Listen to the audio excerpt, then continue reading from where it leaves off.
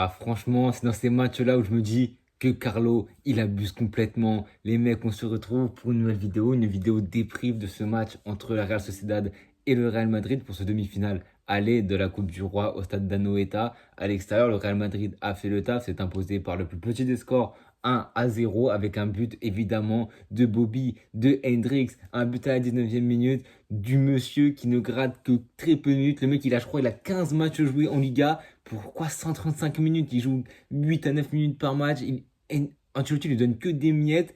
Et avec ces miettes, mais il te fait un festin, il te fait Philippe Etchebest, il te fait ce que tu veux parce que le mec, c'est 6 buts marqués cette saison, 4 en coupe, un en Ligue des Champions, un en Liga si je ne me trompe pas. Ça doit être 500 minutes de jeu, même pas, pour une 20, peut-être 25-26 matchs.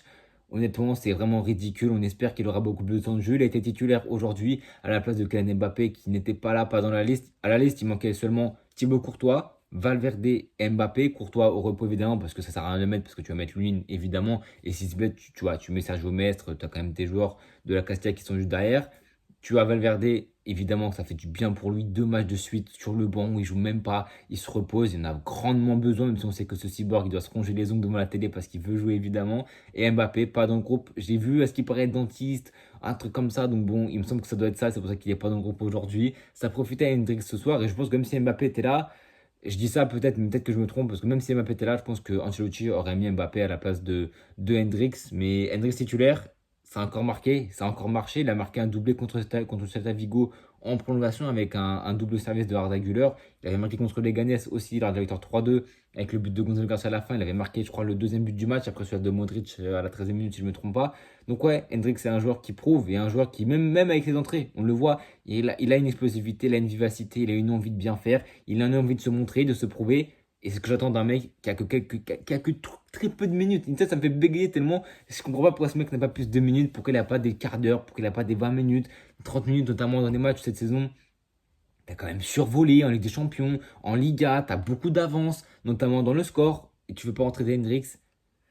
J'ai vraiment du mal parce que ça, c'est vraiment l'entrant qui nous montre le plus de choses, qui nous prouve le plus de choses entre Brahim, Arda Güler et Hendrix. C'est lui qui nous montre le plus de choses. C'est vraiment un numéro 9 qui est assez différent. C'est un mec qui est quand même très polyvalent, qui est jeune et qui a quand même beaucoup de talent. Il nous a montré aujourd'hui, il y avait deux choses à la suite dans ce match. C'est est-ce que Hendrix pourrait nous montrer des choses? Il nous a montré beaucoup de choses. Et la deuxième grosse déception, c'était Arda Güler. Parce qu'Arda Güler aujourd'hui était titularisé à la place de Rodrigo qui était sur le banc. Ça lui fera du bien aussi de se reposer un tout petit peu. Il a joué un petit peu. Mais Arda Güler, je l'ai trouvé fantomatique. Je l'ai trouvé fantomatique. Dans les gestes, il n'y avait quasiment rien de mauvais. Il n'y a pas eu de perte de balle notable. Il n'y a pas eu de grosses erreurs qui mènent à un but ou une action dangereuse. Mais il n'y a que très peu de prise de risque. Tu sens pas la folie. Balle au pied, il est très timoré. Il n'y a eu que 2-3 renversements de jeu. J'en pense à une sur Bellingham, très bien senti, superbe dans les pieds. Et je crois 2 fois côté gauche. Mais sinon, le jeu était vraiment bridé. Son jeu était vraiment bridé, c'était saccadé, ça avait du mal à démarrer. Il n'y a pas eu d'accélération, il n'y a pas eu de deuxième qui était enclenché par Daguler. Et c'est vraiment dommage. Mais je ne vais pas l'en vouloir aujourd'hui parce que c'est un joueur qui a que très peu de continuité, qui est sur les 5 derniers matchs, était sur le banc. Hendrix, c'est quasiment la même chose, hein. Il a été sur le banc lors des 3 derniers, mais lors des derniers matchs, notamment contre Gérone et contre City, il joue qu'une seule minute. Donc est-ce que ça compte vraiment? Est-ce que c'est vraiment un déclic et la différence qui fait qu'Hendrix aujourd'hui marque et se montre beaucoup plus que Arda Güler par ces 2 minutes jouées lors des 2 derniers matchs? Je pense pas que ça fait une grande différence, honnêtement. Et Arda Güler m'a déçu aujourd'hui, mais je vais pas lui en vouloir parce que déjà, je sais que c'est un joueur qui est pétri de talent. On l'a vu à l'Euro, on l'a vu en fin de saison dernière, mais c'est ça avec un Real Madrid qui marchait quand même beaucoup plus. Et il avait vraiment une équipe qui marchait à elle toute seule. Et c'est pour ça qu'il a pu se procurer de grosses occasions, notamment lors des fins de match où il rentrait. De la fin de saison, quasiment tout était joué. Et qu'on joue de manière méga libérée et méga propre sur le terrain. Et qui s'est mis ses 5 ou 6 buts en Liga où à un moment donné, il enchaîne un run magnifique.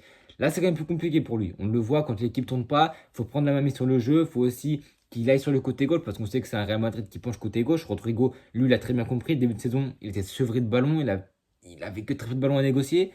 Il a compris, il est allé à gauche tout de suite. Ce que Arda Güler ne peut pas forcément faire parce qu'il a que très peu de temps de jeu. C'est pas non plus l'élément indiscutable. Il doit faire les choses bien et il doit faire les choses solidement. Donc il prend que très peu de risques. Donc il fait un match moyen, mais sans faire ce que j'attendais d'Arda Güler aujourd'hui. C'était une déception, mais c'est pas non plus un match où je vais me dire Arda Güler à flop. Non, il a juste été fantomatique et il n'a pas créé de danger, ce que j'attendais normalement de lui.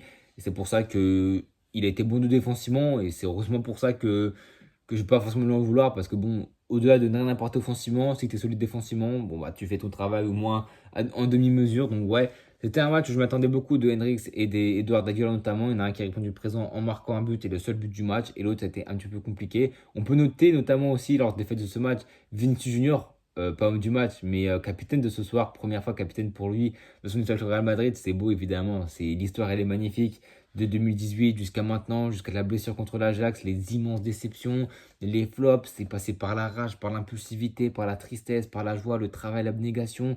Zizou qui le lance, bref, c'est une très belle histoire. Il est capitaine aujourd'hui. Il a fait un match coup-ci, coup-ça. Il a fait un match où il n'a pas fait de mauvaises choses, mais il y a toujours des pertes de balles. Mais bon, voilà, c'était un match où je ne vois pas forcément l'en tenir rigueur. Il a fait un match où il a été dans le comportement assez bon, même s'il parle encore un peu à l'arbitre.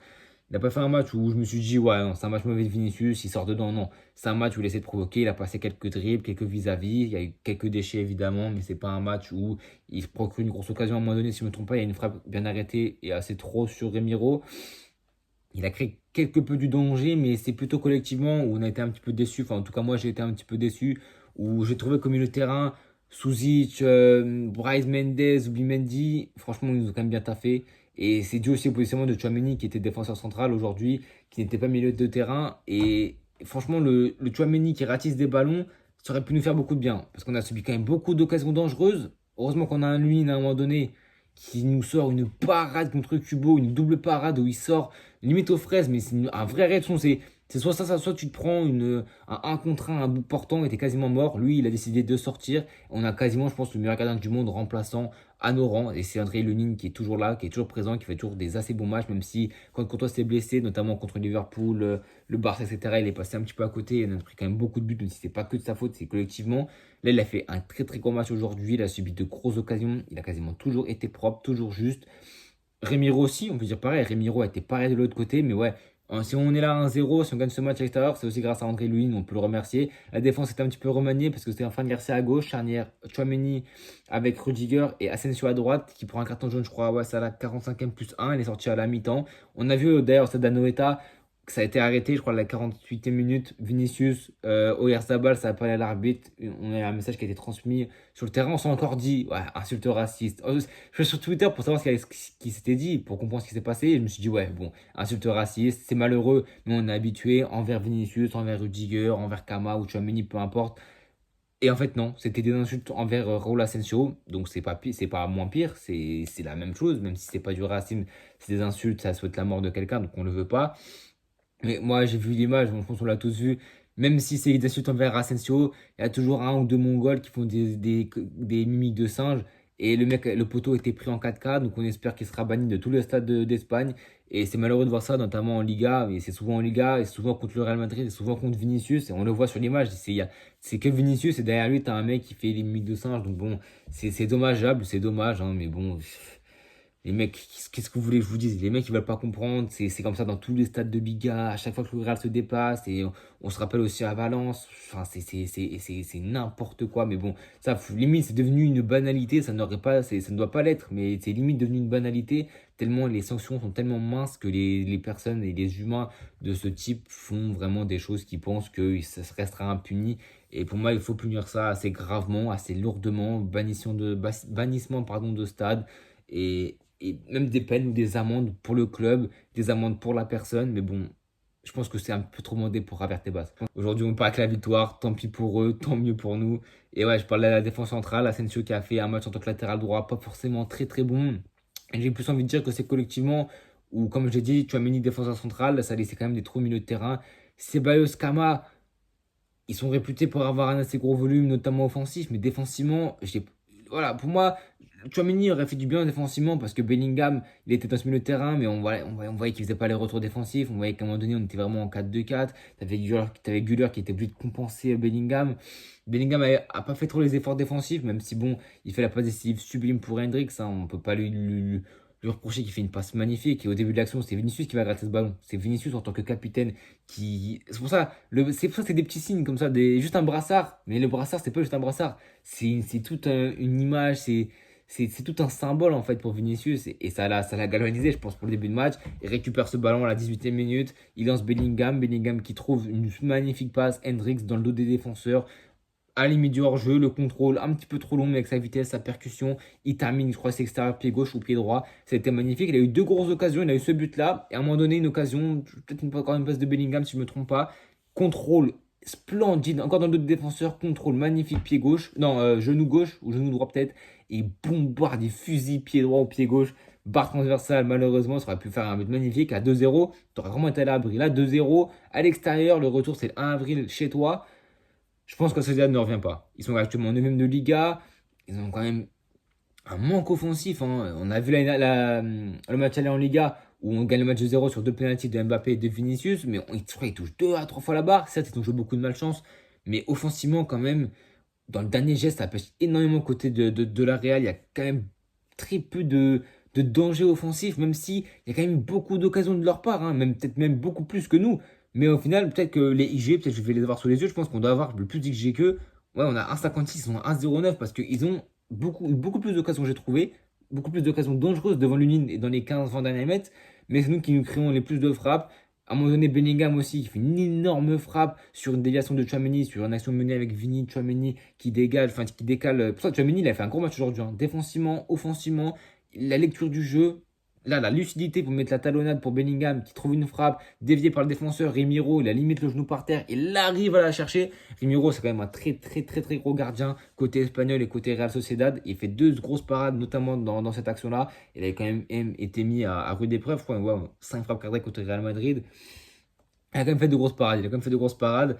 Et c'est pour ça qu'on peut avoir des regrets, mais je pense que l'équipe qui a le plus de regrets ce soir, c'est la Real, parce qu'ils ont quand même eu énormément d'occasions.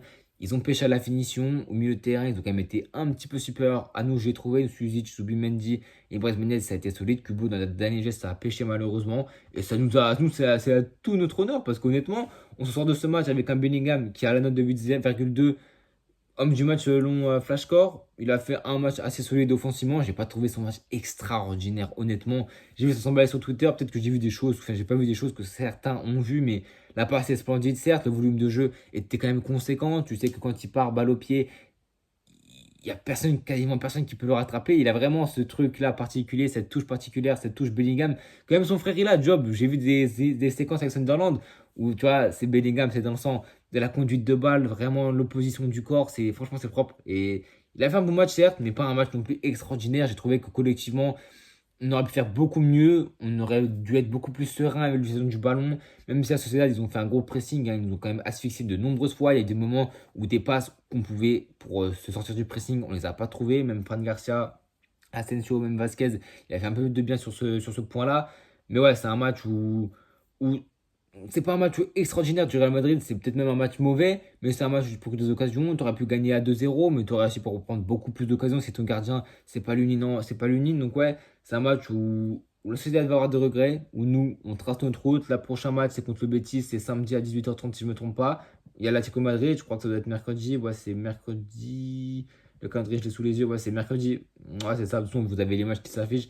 Mais ouais, c'est mercredi. T'as le Rayo, t'as l'Atlético Madrid. Bref, c'est le gros calendrier qui nous attend évidemment. On est en ligne sur toutes les compétitions, donc il faut y aller, il faut continuer. On a eu des grosses performances contre City, contre Gérone aussi, notamment avec l'utilisation du ballon.